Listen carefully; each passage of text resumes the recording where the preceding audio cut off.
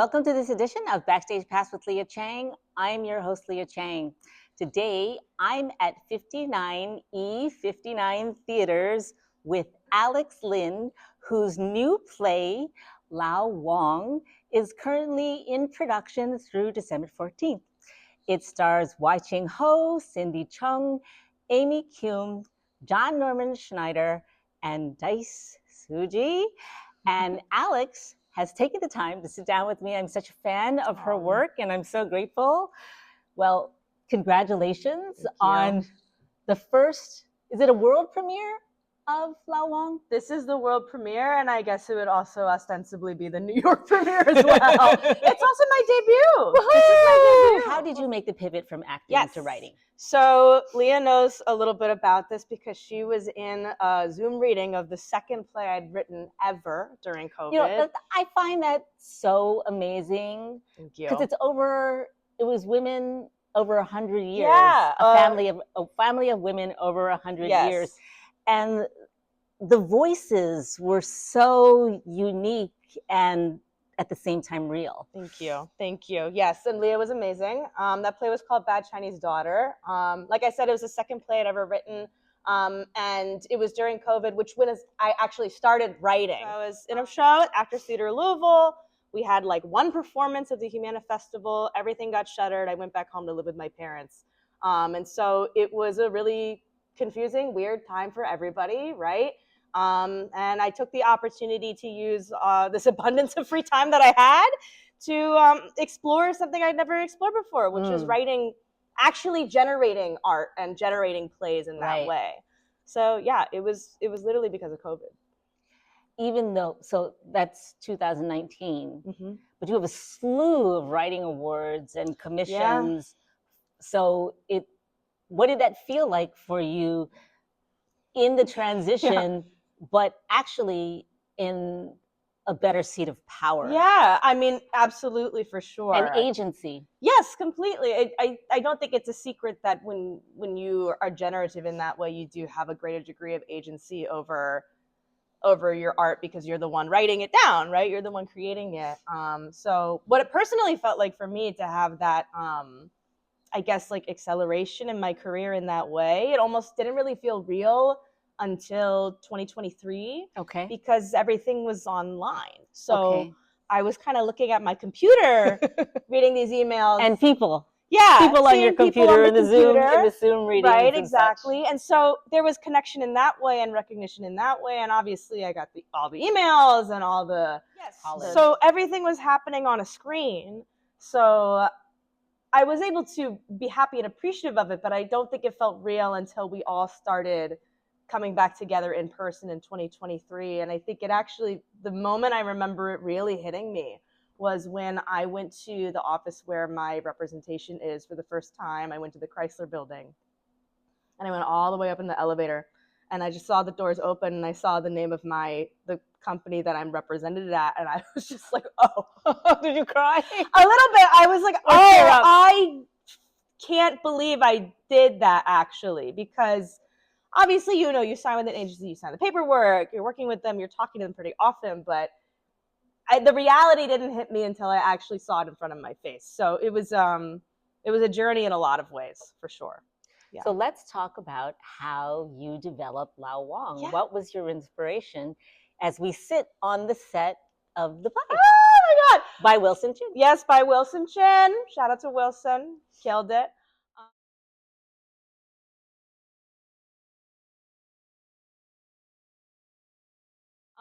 So this play, I think I finished a draft of it in 2023.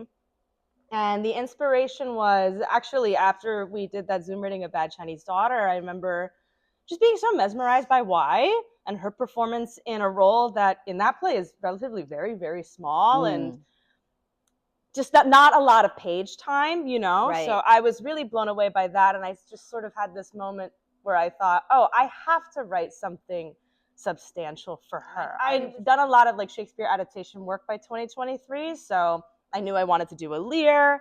I had this sort of like mythology around my family's Chinese restaurant that they owned in New Jersey, and so I was like, okay, this is a good container and this is a good role for Wai. And we developed it at New York Theater Workshop. and then to River, and then came to primary stages, and the primary stages decided to do it. But something funny that happened in the rehearsal process actually was I realized how personal the play was to me. On another level, I think I'd been kind of compartmentalized, it's very Asian, I've been compartmentalizing a significant part of my life, which is that, my gongong has had cognitive decline and dementia for 13 years.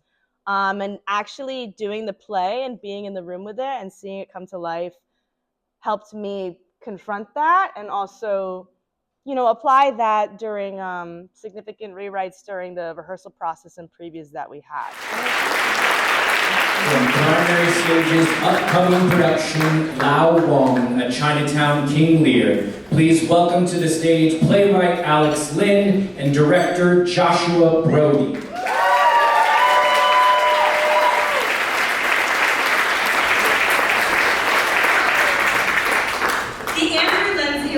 Given each year to a member of the primary stages family who has championed new plays and playwrights, honoring Andrew's legacy and ensuring that it continues to inspire us for years to come. We, me and Josh, are living proof that Andrew's passion lives on. Our upcoming Andrew's so pretty. We are living proof that Andrew's passion lives on. Our upcoming production of Lao Wong is not only a world premiere, it is also my professional debut as a playwright.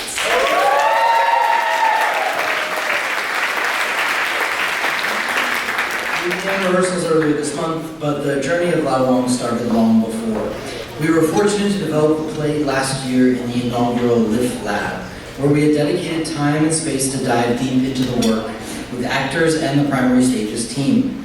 That week was transformative and laid the foundation for everything we're building now in rehearsal with our incredible cast and team. Not more personal than I really thought it was going to be, because I think I came in with the idea where, yes, this play is about my family's restaurant, but this isn't what happened in my family's restaurant. It's just, basic personality archetypes and family structure and stuff like that. And I think I was focusing more on, this is a fun Lear adaptation that I wrote for this actress that I really, really love seeing perform. But to be then confronted with, I think maybe what I was subconsciously thinking about all along was, honestly, it was amazing. It was a privilege. And I'm grateful for it. It was one of those funny times when art very much palpably affects you in your life. And so, yeah, I'm grateful that I actually processed that, and it's on stage now, and it's been amazing to see how many people can relate to it. Really. Has your family come? Yes, they have. And what was their reaction? They really loved it, which good. was very good. That was very validating. That was very validating as somebody who was often told to go to medical school.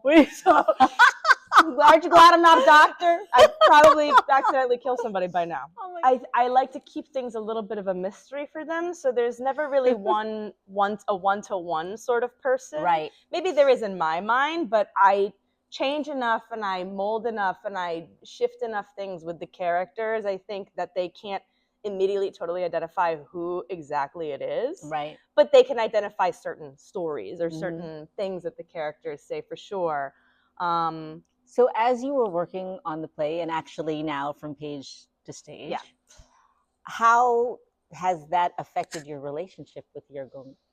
Oh, I mean, it's been really important. I think that there's a scene with the Cordelia character and the Edmund character at the end that is not like mirrored by anything in Lear, which is really me talking to myself.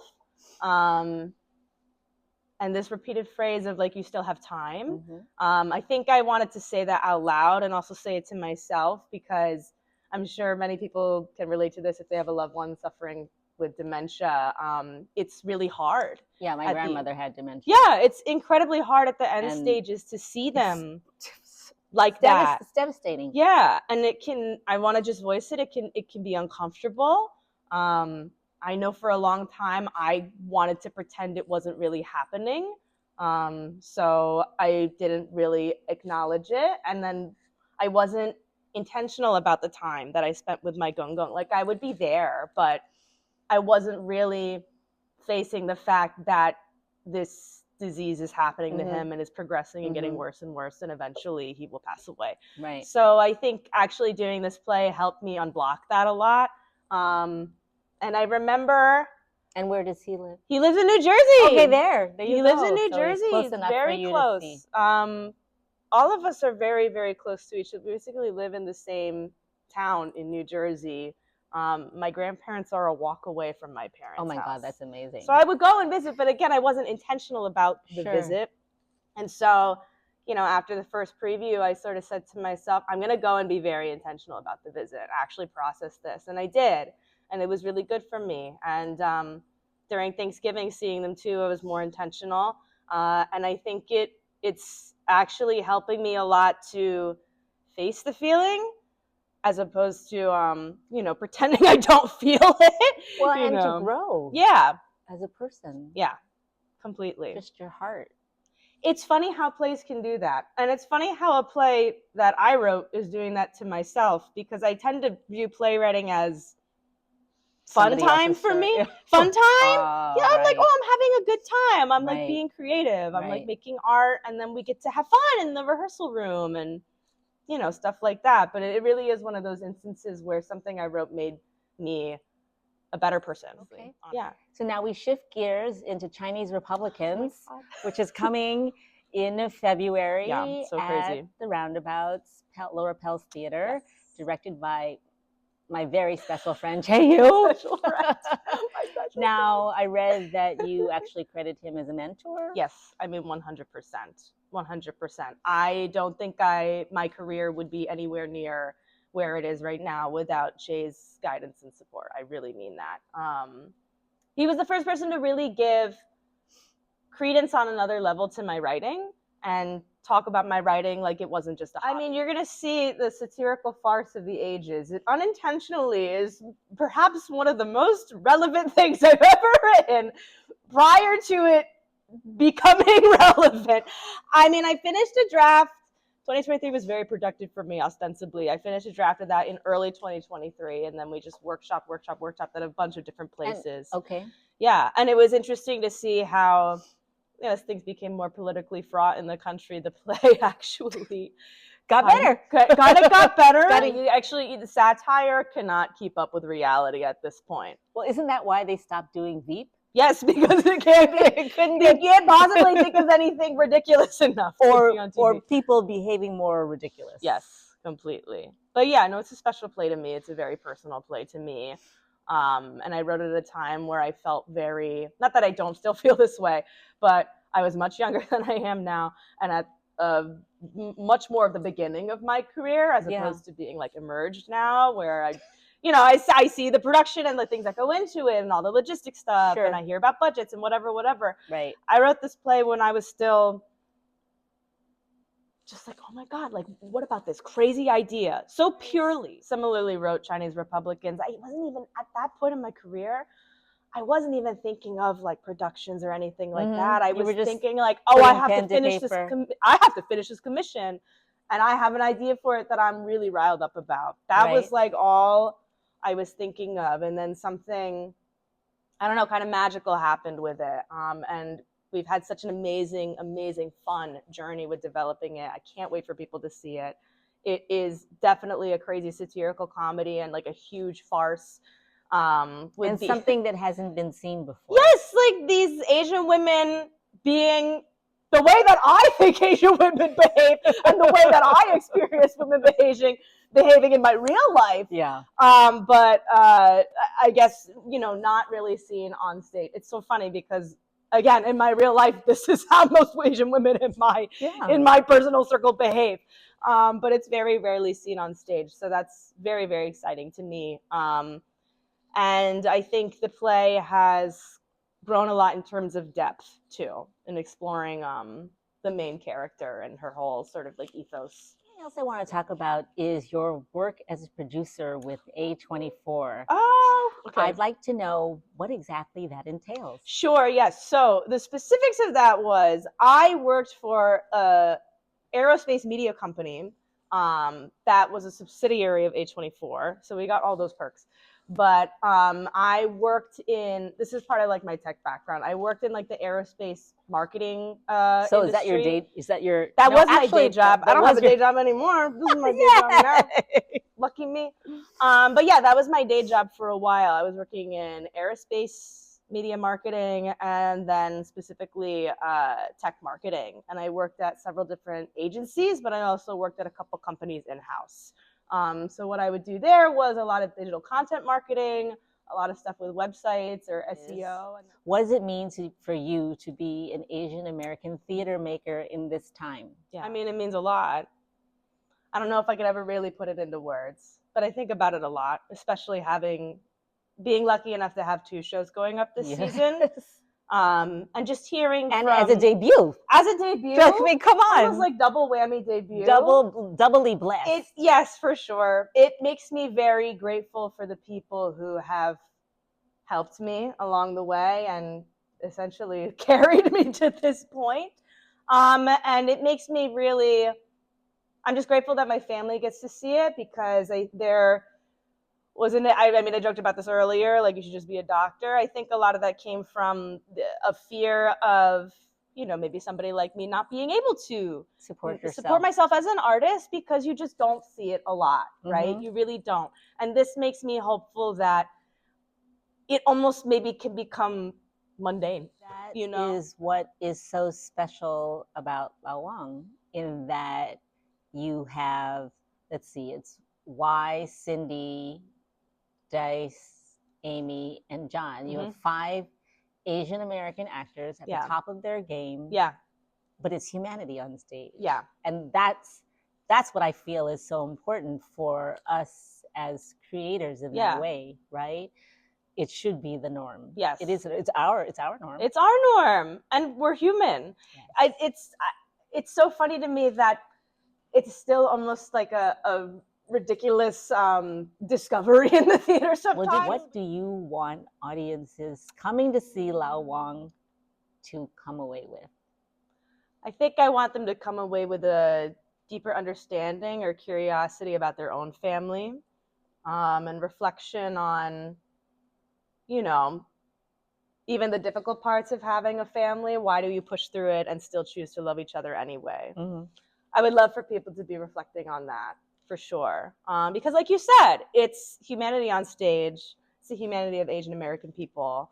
And I think my greatest hope is that with these plays and also Chinese Republicans, it can help other audiences who aren't Asian American see that we have very interesting, fully like nuanced, fully full of like depth stories to tell and share that they will also enjoy and relate to, even if they are not Asian themselves.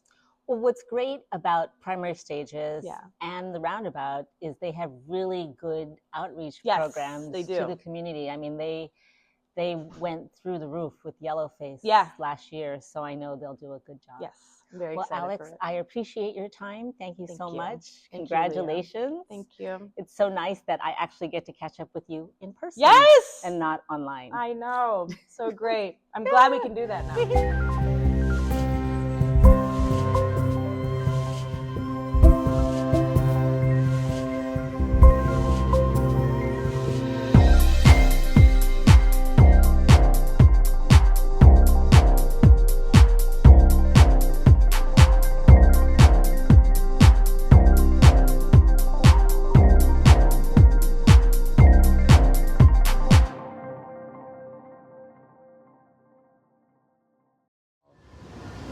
Thank you for joining me for this edition of Backstage Pass with Lia Chang.